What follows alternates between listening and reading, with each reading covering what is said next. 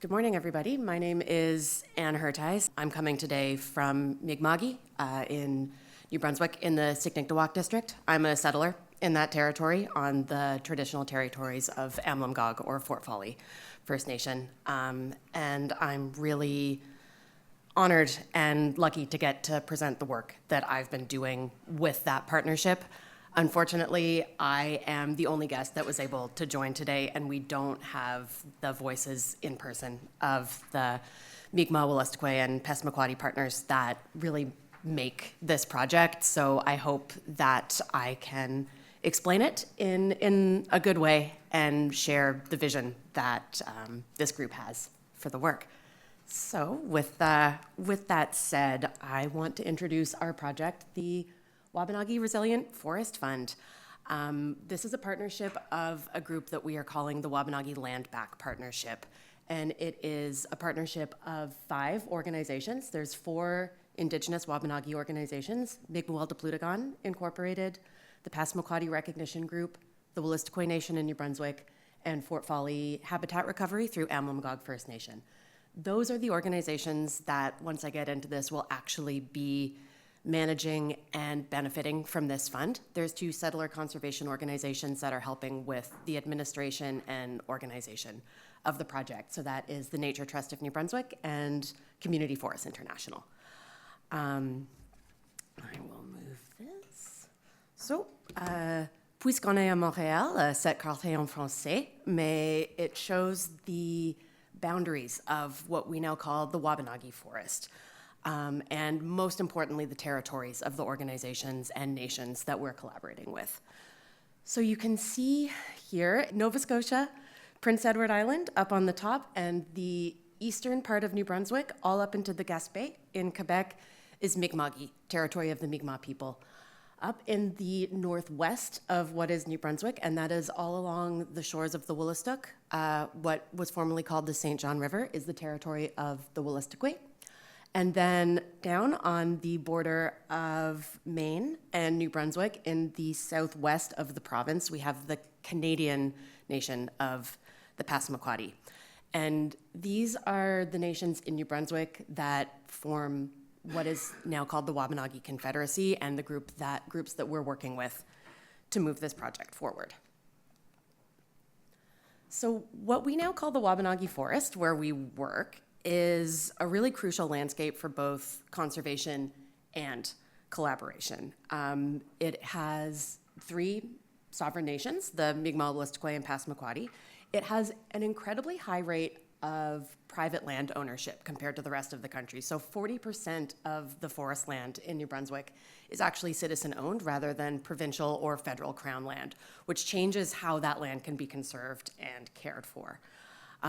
The Wabanaki Forest is incredibly diverse. It has 32 different tree species. It's a mix of boreal and southern hardwood forest, 225 noted bird species that make the forest land home, and that doesn't count the terrestrial mammals or medicinal or other plants that also grow in this forest land.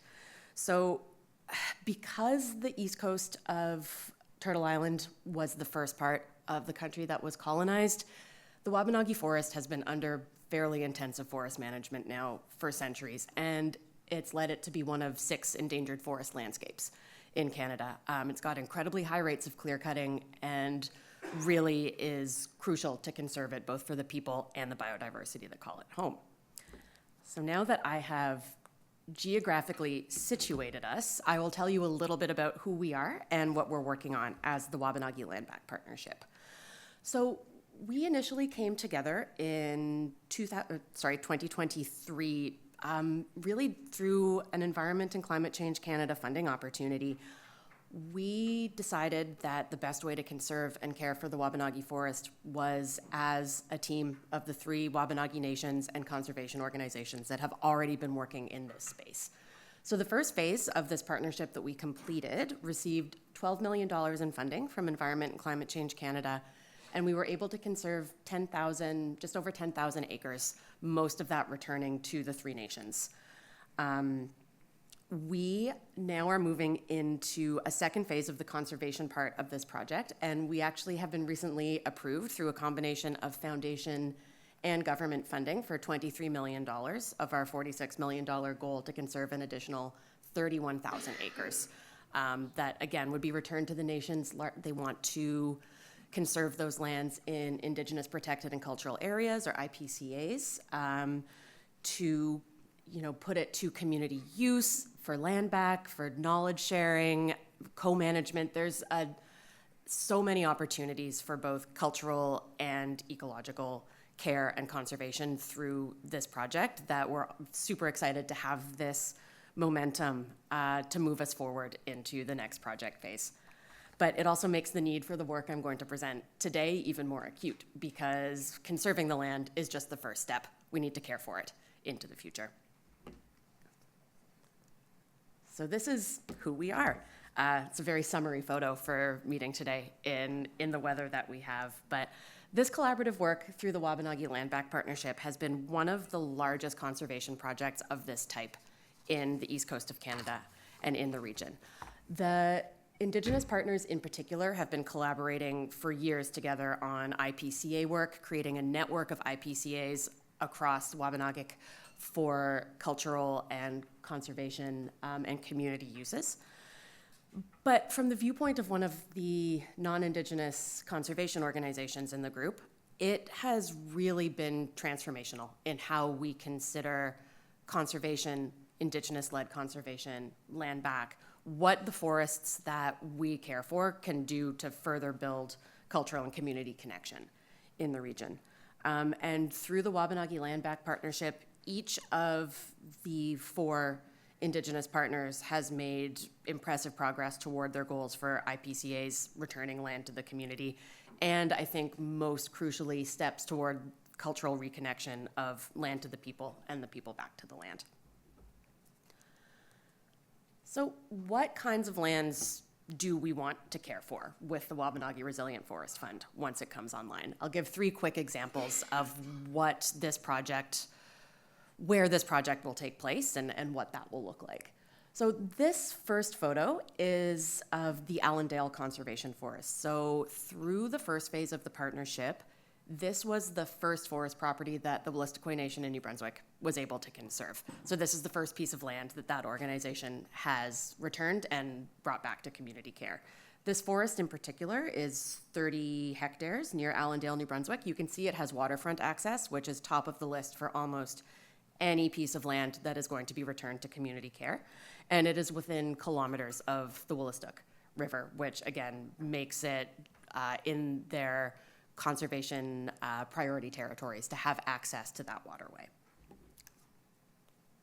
Our work with the Passamaquoddy Recognition Group, they've been working very specifically on growing their IPCA, Indigenous Protected and Cultural or Conserved Area, depending on your preferred language. Their work has been in partnership with the Nature Trust of New Brunswick, even before this collaboration. So again, we've brought a number of partnerships together under one umbrella. And their work to build this IPCA, they now protect 1,500 hectares of land, and over 25 kilometers of that are riverfront that have now been brought back into the care of the Passamaquoddy. And finally, we've got the people now, rather than just a photo of the land. But this is Mi'kmaq IPCA lands in Beaumont, New Brunswick. So this is a collaboration between 2 of the partners to the project, Mi'kmaq and Amlamgog First Nation. They've both brought land into this IPCA through the project and before. And this is one of the most culturally important sites in southeast New Brunswick. It's where the Memramcook and Petitcodiac rivers meet. It's a historic portage site, and it is the original site of Amlamgog First Nation before it was moved. So it also is the community burial site. So this land has now been brought back into the care of the Mi'kmaq, and they are working to preserve it for the future. There's trails. They work with a local BMX club. They're really making this land protected and accessible to not only the community at Amlamgog, but also the local community in Memramcook through their care that they've put into it. But bringing the land back to the people and its rightful caretakers, as I said, is really only the first part of the conservation project. There's much more that needs to be done for these lands to be fully available, accessible, and meaningful to the people that care for it. So what is the challenge that we brought to the Peregrine Accelerator and we brought to the partnership on how to care for this land in the long term? So we now have dedicated conservation funds to support Indigenous-led conservation until 2031. That is a really impressive goal and a lot of work to achieve. Everyone's very excited to meet that challenge. But what we're trying to address through the project is a structural lack of funds to care for this land in the long term. We need to seek grants and investments that are sort of outside of our normal channels. In particular, funders like the federal government don't allow setting aside funds for the long-term care of land, even if they have requirements that the land be managed in a specific way, store a specific amount of carbon, meet biodiversity needs in the long term. You're not permitted to use funds after the grant period to do that work. We know that the health of this land, its climate resilience, its carbon storage, and its accessibility to communities for cultural activities would all be put at risk without money and the ability to care for this land in the long term. And there's a chance of creating financial liabilities for the communities that have conserved it if there's something like a natural disaster, invasive species. Even just the passage of climate change is really changing how forests thrive and grow in the Wabanaki. With the nations and the communities that have really struggled to regain access to their lands, not having funding to complete inventories of medicines, culturally important trees and species, or their archaeological significance of these lands through guardians programs or other staff requirements prevents their benefits for cultural revival. Outside of that, another really limiting factor to moving this work forward is that Atlantic Canada receives significantly less conservation funding than the rest of the country. I think a lot of people in this room probably also know that. So we receive around 2% of conservation funds in Atlantic Canada. And so this regional resource disparity is the backdrop that our project is working with and seeking sustainable funding to ensure that the conserved forests that the Indigenous communities care for can reach their full climate, ecological, and social potential. So what is the Wabanaki Resilient Forest Fund in practice?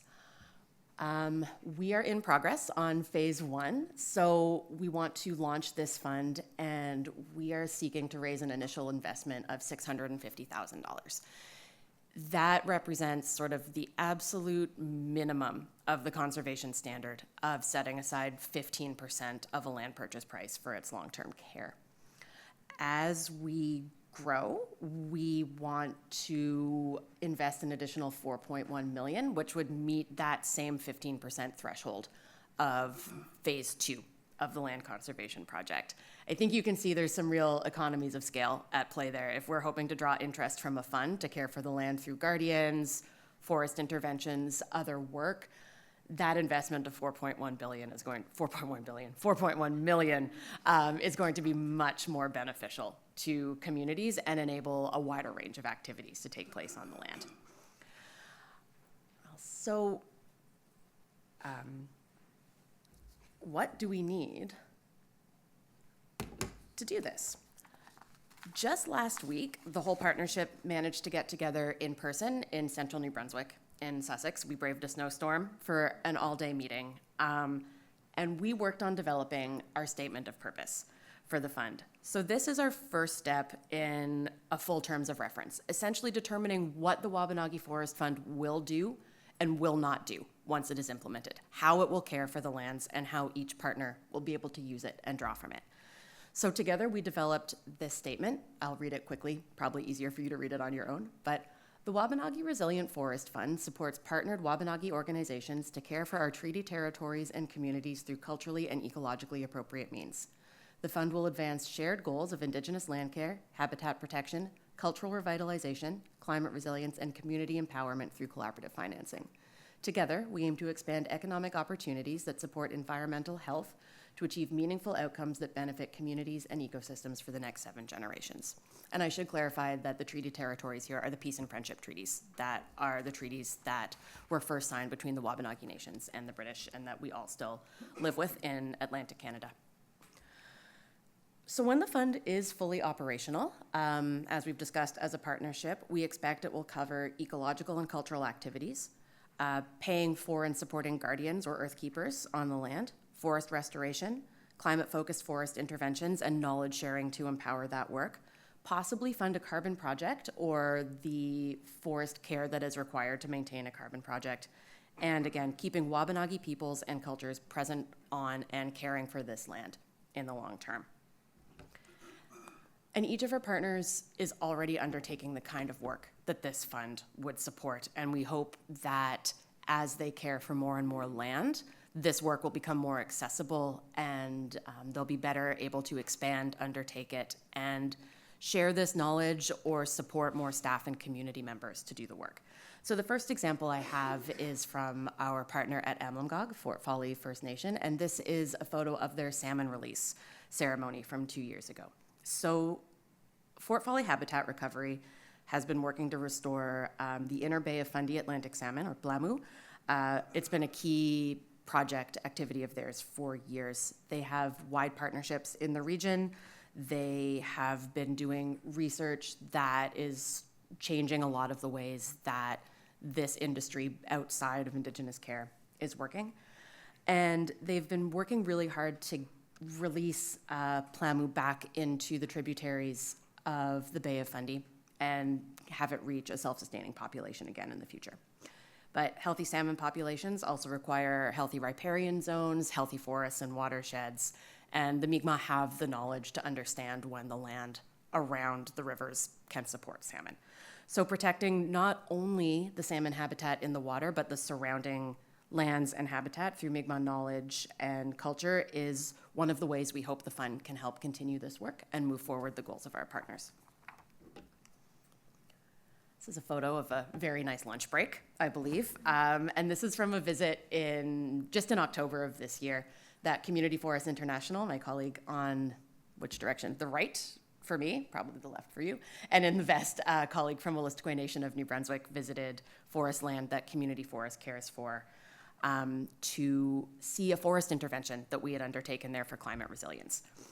So Community Forest International and Wolastoqey Nation in New Brunswick have been partnering for about 5 years.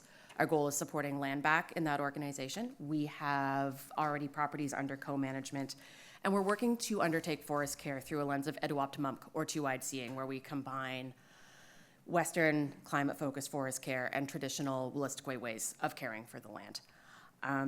Wolastoqey territory in New Brunswick, I showed you on the map, is in sort of the northwest of the province.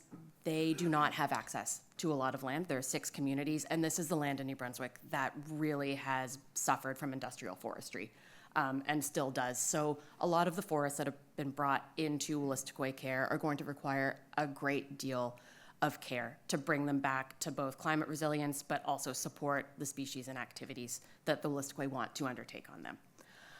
So as we expand the project, we're really hoping to continue this work, both of knowledge sharing between our 2 organizations, but also supporting WNNB to actually undertake the kind of forest management that will protect these forests in the long term.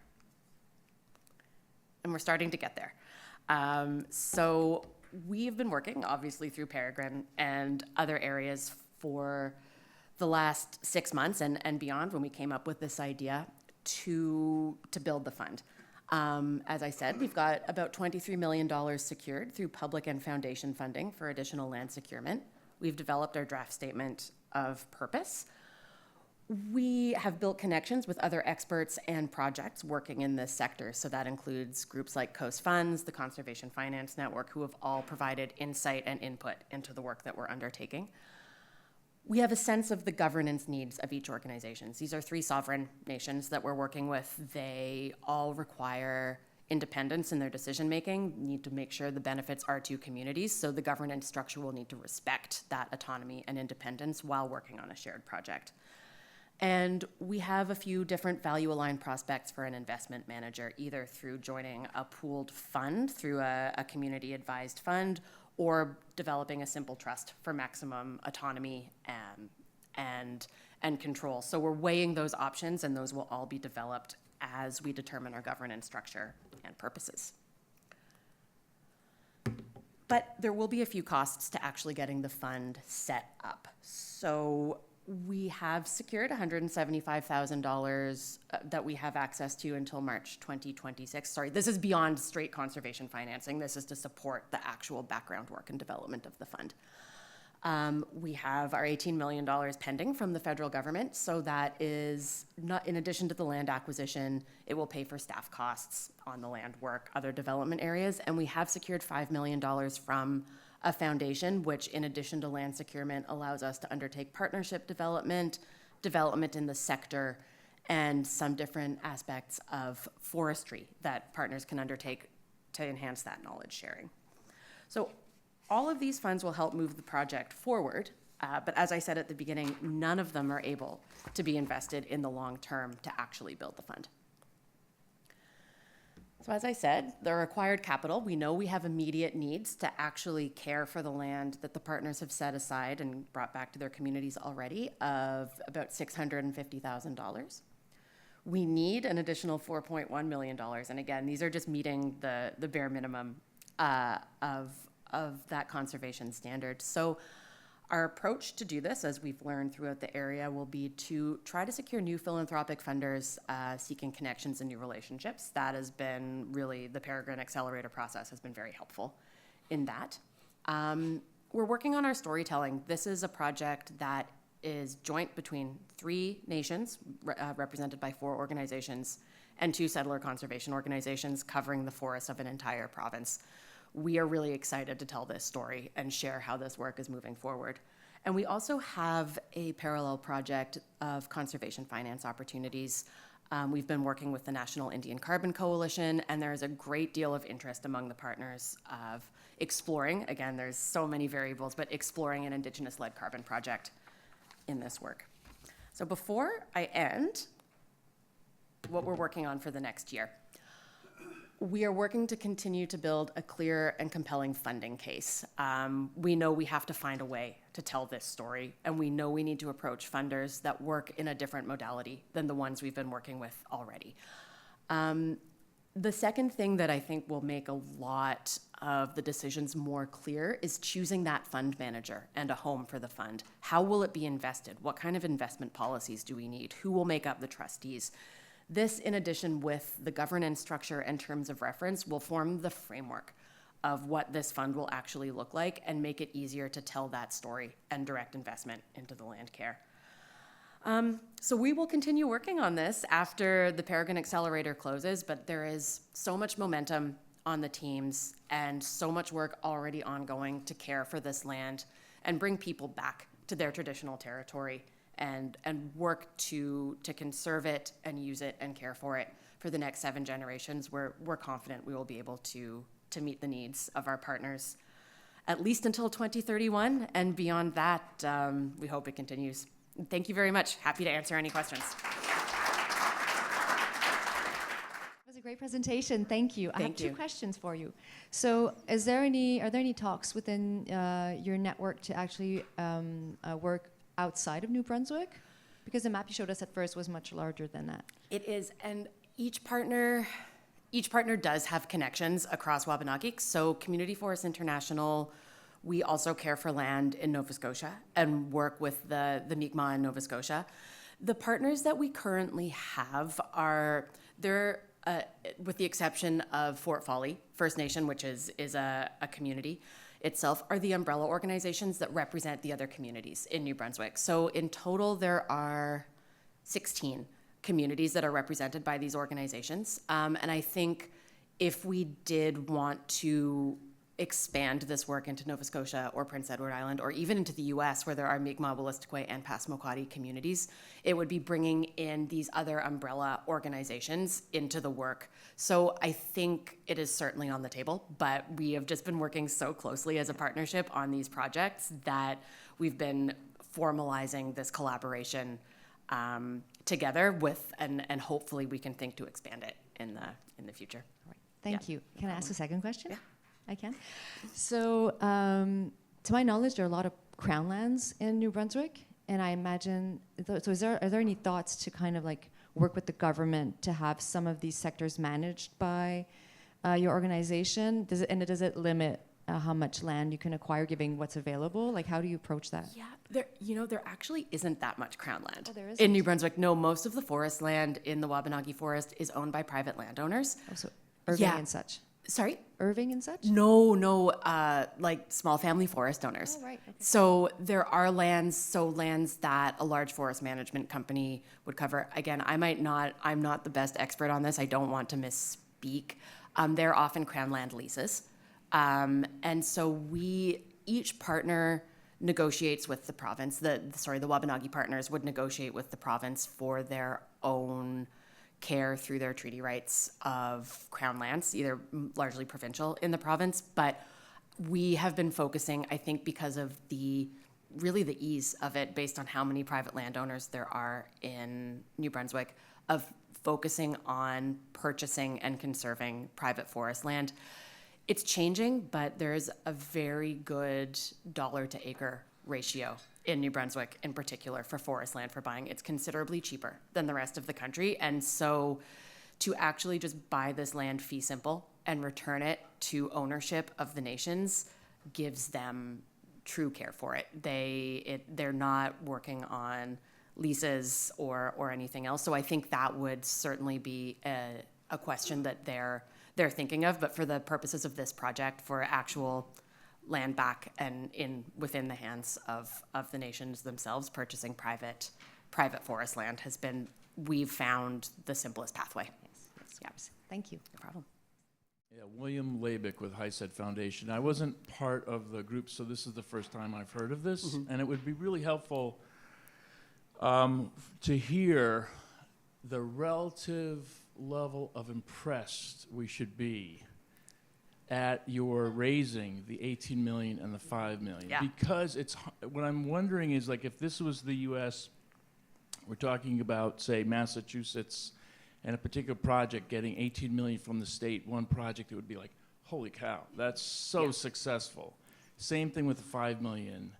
And also, so that's one point. The other is, I understand, you're raising money for the conservation versus stewardship is different, and maybe the sources and the programs are different. Yeah. So could you just comment on the relative difficulty of raising those millions of dollars, and are there additional millions of dollars waiting in the wings? And for the stewardship money, in terms of the private foundation funding, how relatively difficult was that? That would be helpful to hear. I would say very impressed with that amount of money. So it was through a funding program called the Nature Smart Climate Solutions Fund was the first phase.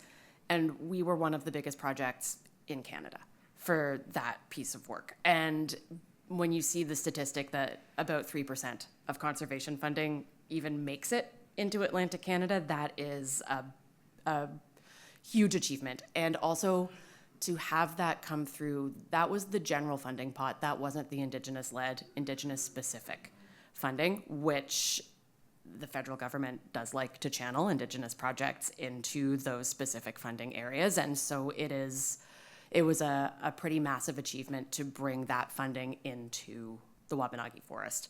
And that was a 2-year pilot, so we are now entering into the 5-year fund. And that $5 million of conservation funding is through the Waltons Trust, and they were really instrumental in helping bring that kind of conservation funding, again, into the east coast of Canada. We built a relationship with them to sort of explain that lack of funding for a forest that is in incredible danger, for Indigenous communities that have been dispossessed from their land for over 400 years in this part of the country. And so it was quite wonderful to be able to tell that story and receive that funding. And then your second question was about the stewardship funds and where we expect those will come from. We don't know. So we are working on expanding those networks. We think that the storytelling aspect of this is really the best tool we have. This multi-nation, province-wide project, of which there's nothing quite like this in Eastern Canada, We look to the Great Bear Rainforest. We look to the Our Lands, I believe it's the Our Lands for the Future project in the Northwest Territories.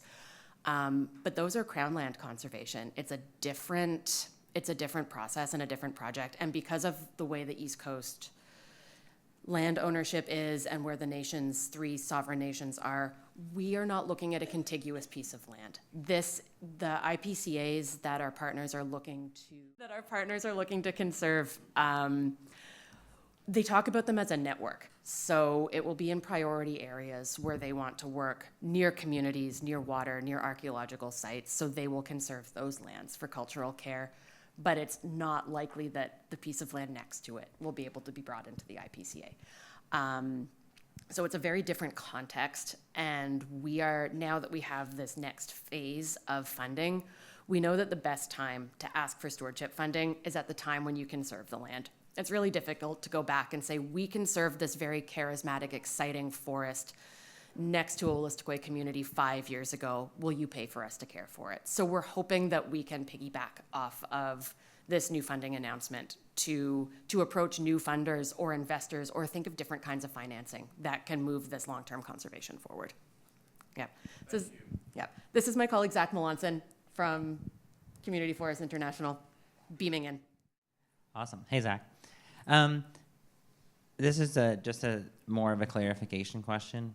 So when you mentioned the value-aligned investment manager piece, I think it was in your challenges, and then spoke afterwards about kind of one of the next steps or main priorities is figuring out who's going to hold that fund and how that's like, those are the same things? Yes. Okay. Yeah. Okay. No, that's just what I wanted to clarify. Yeah, I can see that being a big challenge with that number of partners and like the diversity of partners there and figuring out like what the path forward is there. Are there other examples of groups or partnerships that have done that in the past that you know of? Yeah, there's a few. So I mentioned Coast Funds, but it is so much larger than what we do. Zach, since you're here, do you want to sort of explain some of the things we're thinking about of, what similar investment management projects there might be or how we're thinking of actually housing the fund? Yeah, it's certainly something that we want to develop with intention within the partnership. So like I can share what we're doing is actually just kind of like finding and putting things on the table at the moment. And so far we've turned up some more off-the-shelf kind of approaches with Makeway is one example. So they house like community funds and they have an infrastructure and architecture to do this work. So that we could house the fund there and have their expertise. And they also have ethical funding bundles, and you can review all of that, right? You can kind of see what their investments are in and what they're not in. And then there's approaches like Anne mentioned where you can like sort of like go ahead and develop it on your own at various levels of complexity, including like entire organizations that house and run these funds that are more complex. And then simple trust fund structures with trustees. I don't think we've found anything yet that's like exactly comparable. But yeah, we're still kind of like undergoing like an exploratory phase there. So we found some good examples. And our dream, I think initially was like Coast Funds. Wow, they're incredible. We'd love for them to like house this fund, and they're sort of like a regionally based organization. So it's more about pulling inspiration and learning more about their models than actually working directly with those folks. But yeah, I don't know if that answers your question, Adam, but we're digging. Daniel from the Commission for Environmental Cooperation, U.S., Canada, Mexico. You mentioned the cross-border potential, and my question is, as you do your work, what does the border mean for you? Do you see an opportunity working across the border? What are maybe some of the challenges or some things that are already working that might be interesting to think about? I wish so much my colleague from the Passamaquoddy Recognition Group was here, because that is really, I think, where it is the keenest. You notice the communities really on each side of that border at St. Stephen between New Brunswick and Maine. I'm definitely not the best equipped to answer that. For many of our partners, the border is artificial. It doesn't actually represent a break in culture, a break in history. It was drawn right in the middle of nations and communities. But it has become real. And so there's different policies, different ways of working. The best example I think I have of how we're trying to work around that is our collaboration with the National Indian Carbon Coalition in the US. So they currently only work in the United States, but as I said before, the land holding mechanisms in the East Coast are much more similar to how carbon projects would work in the US. So you get farther west in Canada, it is much more crown land, so you end up with partnerships between federal or provincial governments and the nations. I think everyone talks about in BC the atmospheric benefit sharing agreements that are really that contract, that negotiation between how the carbon rights will fall between the government and the nation. And so working with the National Indian Carbon Coalition, they're bringing their expertise and working with this kind of landholding in the US, which is very similar to what we're working on in the East Coast. And we're hoping that that experience will translate directly into some successful, if not an actual carbon project, some feasibility studies, some understanding within the partnership of how carbon will work. So that might be our first step. That is an Indigenous-led organization. They work with tribal nations in the US of bringing that experience through. There's also the First Light Learning Journey and the Wabanaki, Commission, I believe, who manages their fund. And they work cross-border as well. So we have connections into that group. So the connections are, each of the nations we work with have American counterparts. There's the Maliseet Nation in Maine, there's Mi'kmaq nations in Maine. And so we know those connections are there. We just haven't formalized them within our collaboration yet, despite them existing within the Wabanaki partners. I'm probably done. Yeah. Let's give it up for Anne.